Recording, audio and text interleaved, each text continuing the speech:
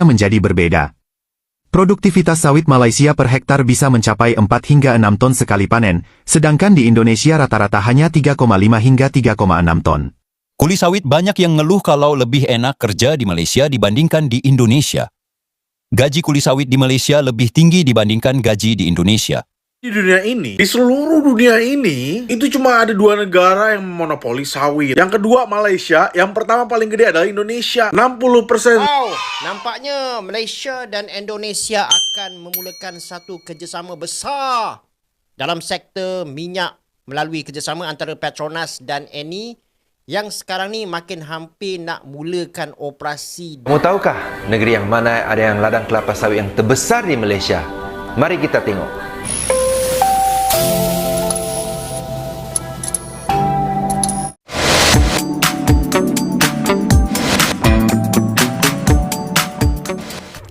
Hai, welcome back to our channel with me, Sari Ting Ting. Hai semuanya, apa kabar kalian? Berjumpa kembali. Semoga dimanapun kalian berada diberikan kesehatan ya, dipermudahkan juga apa-apa saja yang kalian kerjakan. Amin. Oke, nah ini berkaitan tentang sawit lagi ya. Menurut pidato Bapak Presiden ya, ada buat peraturan baru, katanya ekspor hanya daripada satu pintu, yaitu pemerintah Indonesia. Nah itu baru pidato saja, tapi baru pidato macam itu pun harga sawit di Indonesia itu sudah jatuh, melainkan harga minyak goreng itu meningkat ya di pasaran. Nah, kenapa sebabnya? Nanti kita akan bahas ya. Nah, macam yang kita tahu ya, Malaysia dan Indonesia yang memonopoli sawit dunia ya. Dan yang terbesar memang Indonesia, yaitu 60%. Tapi yang perlu kita tahu, sawit di Indonesia pun ada juga punya syarikat-syarikat Malaysia. Nah, ini mungkin ramai orang Indonesia yang tak tahu.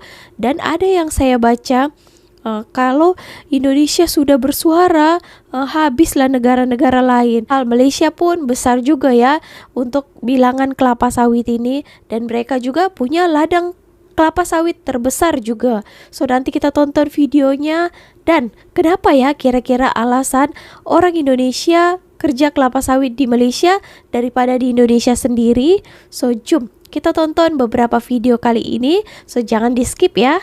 Let's go. Kamu tahukah negeri yang mana ada yang ladang kelapa sawit yang terbesar di Malaysia? Mari kita tengok. Di Malaysia, ya? Malaysia adalah salah satu pengeluar minyak kelapa sawit yang terbesar di dunia. Tapi, kamu tahukah negeri yang mana ada ladang yang paling besar? Jawapannya adalah negeri Sarawak. Sarawak mempunyai 1.62 juta hektar kawasan kelapa sawit. Hanya 28% seluruh kawasan kelapa sawit di Malaysia. Sabah pula adalah tempat kedua dengan 1.54 juta hektar. Jadi jangan kamu terkejut kalau kamu datang ke Sabah dan Sarawak dan nampak banyak kelapa sawit. Jadi komen saja kalau kamu mau tahu lebih banyak tentang industri sawit di Malaysia. Beginilah potret nyata dua raksasa produsen kelapa sawit dunia, Indonesia dan Malaysia. Indonesia tercatat memiliki luas kebun sawit mencapai 16,38 juta hektar, sedangkan Malaysia hanya 5,7 juta hektar. Angka ini menunjukkan bahwa lahan Indonesia hampir 3 kali lipat lebih luas dari negeri jiran. Tapi ketika kita membandingkan dari segi hasil panen per hektar, ceritanya menjadi berbeda. Produktivitas sawit Malaysia per hektar bisa mencapai 4 hingga 6 ton sekali panen, sedangkan di Indonesia rata-rata hanya 3,5 hingga 3,6 ton. Apa ya, sikit? Tak hanya itu, sistem pemasaran dan stabilisasi harga juga berbeda. Di Malaysia, pemerintah menggunakan mekanisme pajak dan iuran dari perusahaan sawit untuk menjaga stabilitas harga. Sistem ini memungkinkan petani dan pengusaha merencanakan kegiatan usahanya dengan lebih pasti. Sementara itu, di Indonesia, harga sawit sangat bergantung pada dinamika pasar global. Fluktuasi harga yang tinggi tentu saja membuat petani berada dalam ketidakpastian. Dari sisi hilirisasi, perbedaan antara kedua negara ini pun cukup mencolok. Malaysia memiliki lebih dari 260 produk turunan sawit, termasuk produk kesehatan seperti tocotrienol yang sangat mahal, bahkan bisa mencapai $800 Amerika per kilogram. Sebaliknya, Indonesia baru mencapai sekitar 179 produk turunan. Artinya, nilai tambah dari produk kelapa sawit Malaysia jauh lebih tinggi dan menyumbang devisa yang besar bagi negaranya.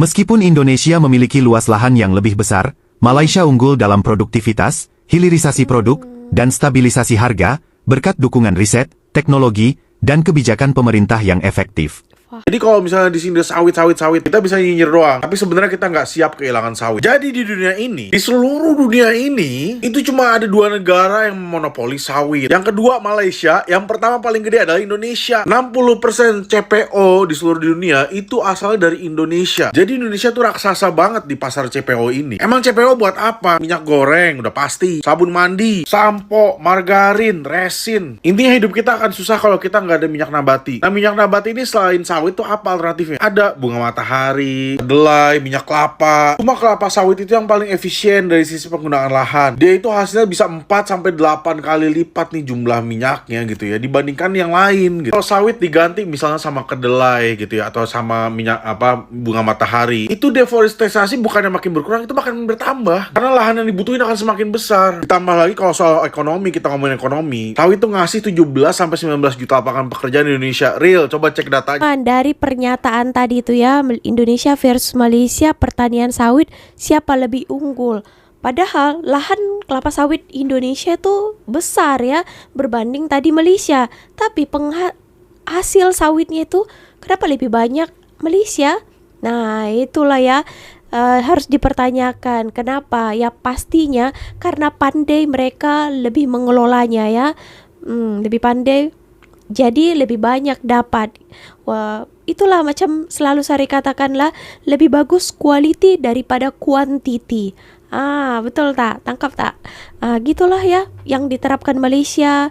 Jadi mereka macam memperoleh sawit-sawit yang berkualitas dan banyak pula hasilnya ya.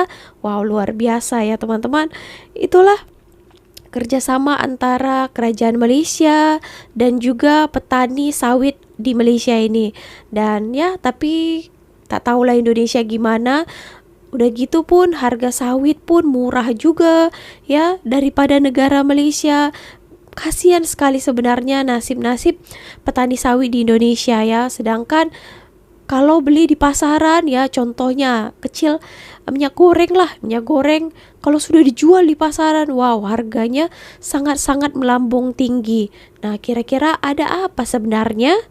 Coba komen ya. Atau cara pengurusannya ini tak betul, tak pandai sampai ya katanya yang mengatur sawit ini itu adalah BUMN, Badan Usaha Milik Negara, dan sekarang itu sudah dikelola oleh orang asing ya, Luke Thomas kalau tak silap. Nah itu ketua BUMN. Aduh, sampai orang asing ya yang mengajar kita supaya cerdik macam mana mengelola yang betul. Kita tengok nanti ya antek-antek asing. Oke, so jom kita tonton lagi video seterusnya. Wow, nampaknya Malaysia dan Indonesia akan memulakan satu kerjasama besar dalam sektor minyak melalui kerjasama antara Petronas dan Eni yang sekarang ni makin hampir nak mulakan operasi diorang dekat Indonesia. Kerjasama ni melibatkan 19 aset minyak dan gas iaitu 14 aset dekat Indonesia dan 5 aset dekat Malaysia. Jadi maksudnya dekat sini, kedua-dua syarikat ni sedang menggabungkan sebahagian operasi diorang untuk membina satu entiti tenaga serantau yang lebih besar dan lebih kuat dekat Asia Tenggara. Dan untuk pengetahuan korang, sebenarnya Eni ni dia dah lama ada track record yang kuat dekat Indonesia dan dianggap antara syarikat asing paling aktif dalam pembangunan gas asli dekat Indonesia. Dan Eni ni mula beroperasi dekat Indonesia sejak awal tahun 2000-an dan banyak terlibat dalam projek eksplorasi laut yang dalam terutamanya dekat kawasan Kalimantan Timur dan Laut Natuna. Antara kejayaan terbesar mereka adalah penemuan beberapa rizab gas besar dekat Kuteh Basin termasuk projek macam Marrakech dan Maha yang membantu menjadikan Indonesia kembali menarik dalam industri gas Asia. Kedua-dua syarikat gergasi ini akan dijangka memulakan operasi pada sekitar bulan Julai 2026 dengan pengeluaran awal melebihi 300,000 tong minyak setara sehari. Dalam jangka masa sederhana pula, sasaran mereka adalah untuk naikkan pengeluaran kepada lebih 500,000 tong untuk satu hari. Dan kalau kita tengok dari segi skala kerjasama ni, ini bukan sekadar satu projek biasa tau, akan tetapi lebih kepada usaha untuk membentuk satu energy giant yang baru yang fokus kepada pengelolaan gas asli dan pembangunan aset tenaga berskala besar dekat rantau ni. Nak cerita sikit dengan korang lah, kerjasama antara Petronas dan Eni ni mula menjadi serius sekitar tahun 2022 hingga 2023 bila kedua-dua syarikat ada nampak peluang besar dalam sektor gas asli dekat Asia Tenggara, terutamanya dekat Indonesia. Dan Eni ni, dia adalah sebuah syarikat tenaga gergasi daripada Itali yang memang terkenal dengan kepakaran projek gas laut dan dah lama ada aset besar dekat Indonesia. Oke teman-teman, untuk ini Malaysia dan Indonesia akan mula kerjasama besar nanti. Kita tengok ya, semoga ya. Itulah harapan kita yang terbaik untuk kedua negara ini. Oke, nah di sini ada juga video pelengkapnya. Kenapa ya ramai juga orang Indonesia bekerja kelapa sawit di Malaysia? So, apa alasannya? Kita tonton videonya ya. Jom. Ini adalah pekerjaan favoritku di Malaysia. Kamu nggak harus tahu ini. Yaitu membersihkan kawasan dari semak-semak. Di sini istilahnya nyelasing. Kami di sini biasanya diupah harian dari jam 7 pagi sampai jam 2 sore. Upahnya cukup lumayan, yaitu RM100 atau hampir RM400.000. Itulah yang membuatnya menjadi pekerjaan favorit. Inti dari pekerjaannya itu seperti nebang anak kayu, membersihin semak, pisang hutan, sama pruning pokok jika ada pohon sawit yang perlu kita bersihkan. Meskipun begitu doang, kita diupahnya banyak cuy. Dan menurutku ini pekerjaannya santai banget. Cuma kekurangan dari pekerjaan ini, itu kita nggak bisa dapat setiap hari. Cuma pekerjaan bonus saja. Syukur-syukur sekali seminggu dapat. Tapi ya pekerjaan lain juga nggak kalah bagus kok. Kuli sawit banyak yang ngeluh kalau lebih enak kerja di Malaysia dibandingkan di Indonesia. Gaji kuli sawit di Malaysia lebih tinggi dibandingkan gaji di Indonesia. Terlebih lagi, sistem upah di persawitan Malaysia memakai sistem borongan. Apabila kerjanya rajin dan kuat, upahnya akan lebih banyak. Selain upahnya yang lebih tinggi, mata uang ringgit lebih kuat nilainya dibandingkan rupiah, yang jadinya membuat perantau di Malaysia lebih cepat sukses. Fasilitas kebun sawit di Malaysia juga lebih memadai, mulai dari rumah tinggal, listrik, dan jaringan internet. Yang bikin kuli sawit makin betah kerja di Malaysia. Di situ tenaga lebih dihargai, jam kerja teratur, dan gaji diterima dengan jelas. Ngapain jauh-jauh ke Malaysia bang kalau cuma buat kerja sawit? Di Indonesia juga kan banyak. Ya nggak apa-apa sih bang, tapi nggak tahu kenapa ya. Kebanyakan warga Indonesia itu nyaman kalau kerja sawit di Malaysia. Nggak tahu juga ya. Yang kerja sawit di Malaysia coba tulis di kolom komentar. Ngapain jauh-jauh kerja sawit di Malaysia padahal di Indonesia banyak?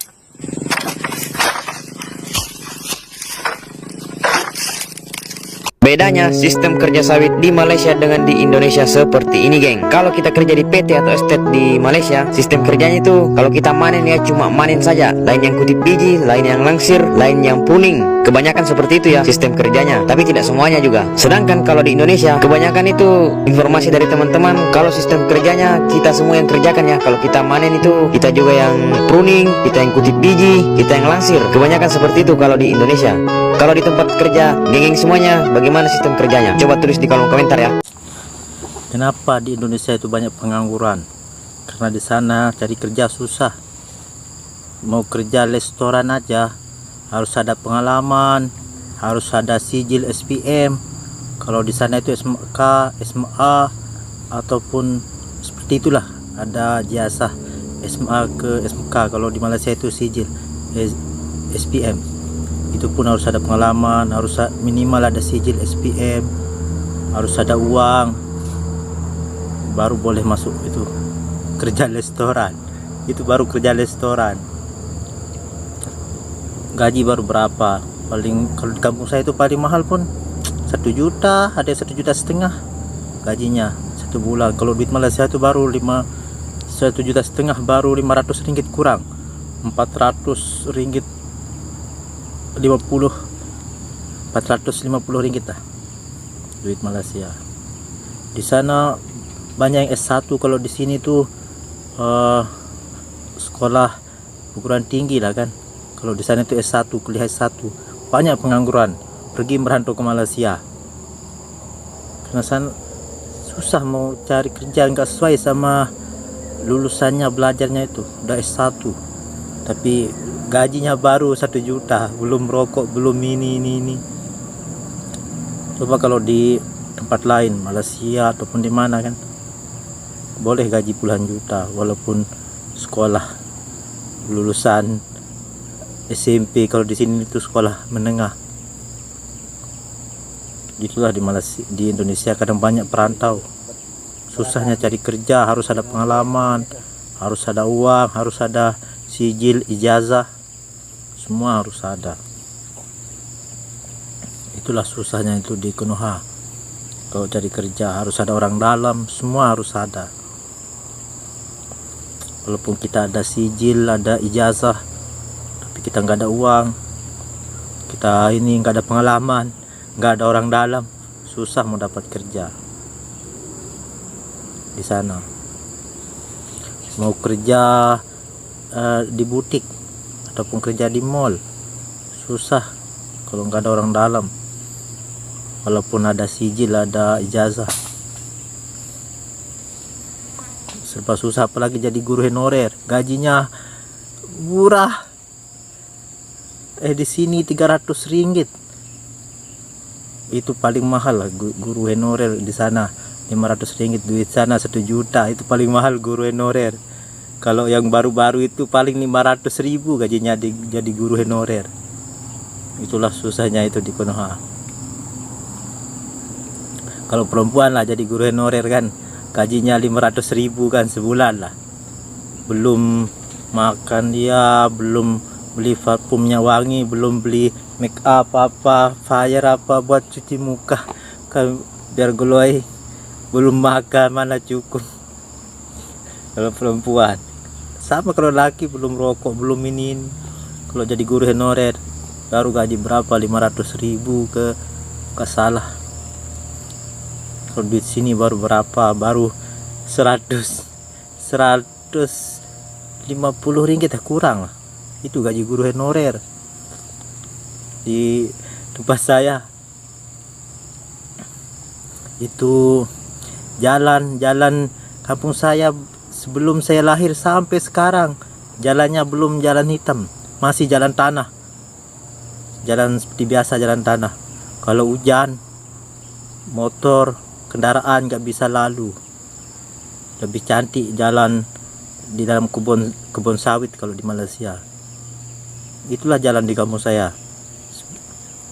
Saya dah umur 30 tahun.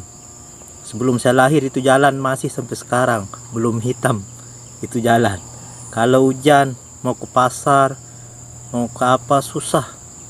Soalnya jalan itu minta ampun. Lebih cantik jalan kebun sawit di Malaysia sama jalan mau pergi ke pasar di rumah saya itu, di kampung saya itu. Padahal kampung saya nggak jauh dari bandara, dari airport.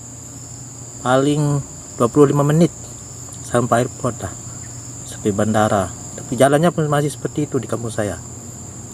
Udah berapa kali ganti itu ketua kampung, tapi jalan nggak ada perubahan, nggak boleh hitam. Nggak tahu lah apa penyebabnya. Assalamualaikum teman-teman semuanya.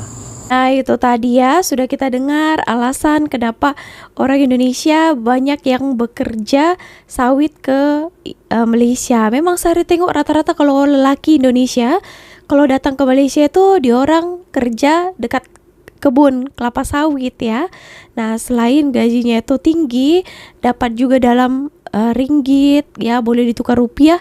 Apalagi zaman sekarang ini ya, lumayan untung ya, 1.000 ringgit pun mereka dapat, boleh dapat 4.400.000. Kalau mungkin rajin lagi boleh dapat. Saya tengok ada juga OT-OT-nya juga. Kalau rajin dia orang akan dapat lebih. Bahkan kalau kerja 12 jam ke 10 jam katanya itu boleh dapat 3.000 lebih ya. Wow, luar biasa. Nah gitu ya. Kalau di Malaysia juga disediakan, ada dikasih tempat tinggal ya, dikasih juga makan mungkin ada kan. Nah tapi kalau di Indonesia mungkin ada yang tak diberikan.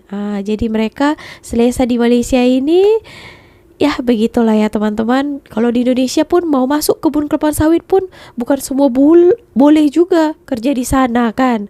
Tapi kalau di Malaysia janji kamu kerja rajin ya, bertanggung jawab, boleh juga. Oke teman-teman, so itu tadi ya. Semangat juga buat kalian yang bekerja di luar sana ya. Oke, so terima kasih telah menonton video ini sampai akhir. See you on my next video with me, Sari Ting Ting. Bye. Thanks for watching! If you enjoy playing with us, be sure to subscribe to our channel.